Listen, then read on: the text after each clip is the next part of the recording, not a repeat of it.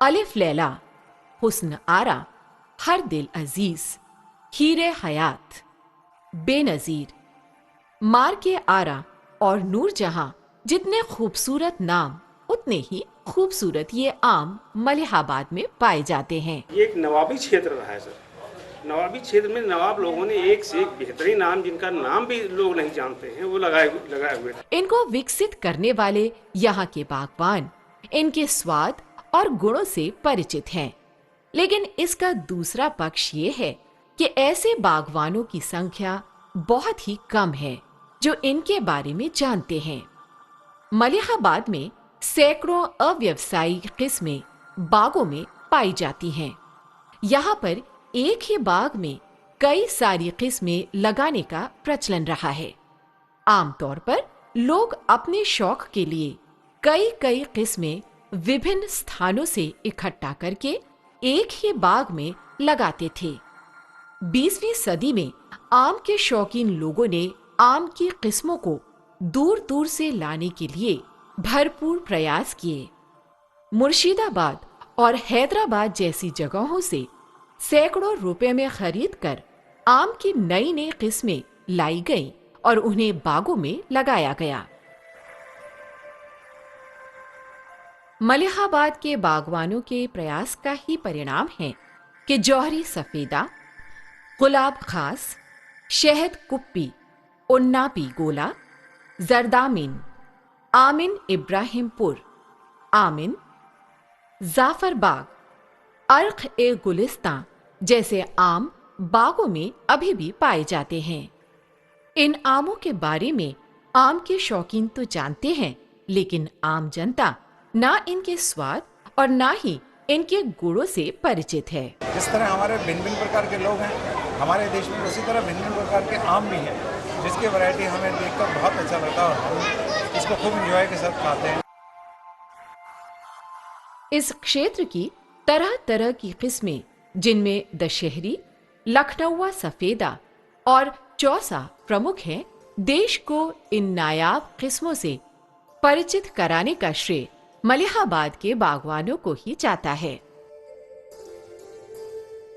जमींदारों नवाबों को ये पहले शौक था कि वो तरह तरह के आम लगाते थे, लेकिन अब ये व्यवसाय हो गया है और यही व्यवसाय इस क्षेत्र की जो जनता का है वो 95% यही व्यवसाय है।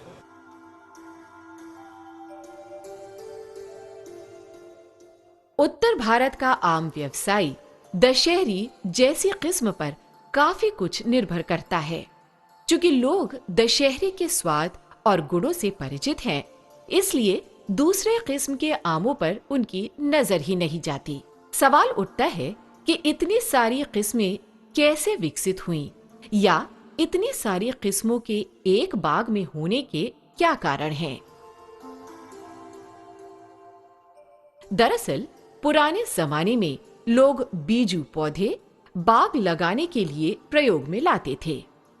ये तो हम जानते हैं कि अच्छे अच्छे आमों की गुठलियां तरह तरह की नई किस्मों को जन्म देती हैं, जिसमें से अच्छी किस्मों का चयन करके नए बागों में लगाने का प्रचलन पुराने समय से मलिहाबाद में चला आ रहा है। इसका प्रभाव ये हुआ कि जिन किस्मों की मांग ज्यादा थी और अच्छे गुण थे, वो तो व्यावसायिक रूप में सफल हो गईं। लेकिन इसके अलावा बहुत बेहतर किस्में हैं जो अभी भी पाई जाती हैं, जिसमें अच्छे गुण हैं, लेकिन उन्हें व्यावसायिक स्तर नहीं मिल पाया है।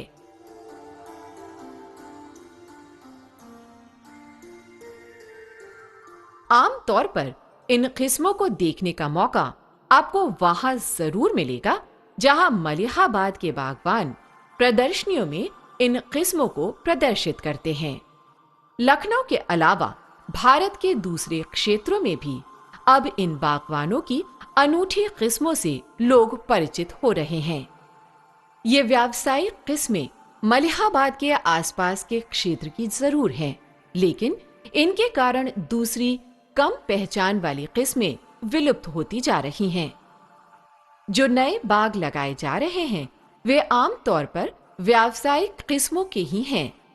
बीजू किस्मों के बाग लगाने में लोगों की रुचि नहीं है। ऐसी स्थिति में सामूहिक प्रयासों द्वारा मलिहाबाद की अच्छी किस्मों को संकलित किया जा सकता है। इन किस्मों के पौधे बनाकर और पौध रोपण करने से ही इनका संरक्षण संभव है। देखिए, गवर्नमेंट एक है और हम आप हजारों हैं। ये आप मेरी बात को याद रखिएगा कि एक के मुकाबले पर हजारों की तादाद बहुत ज्यादा है। हम एक एक करके करेंगे तो 1000 हो जाएगा। जन जागरण अभियानों के माध्यम से ही इस कार्य में मदद मिल सकती है।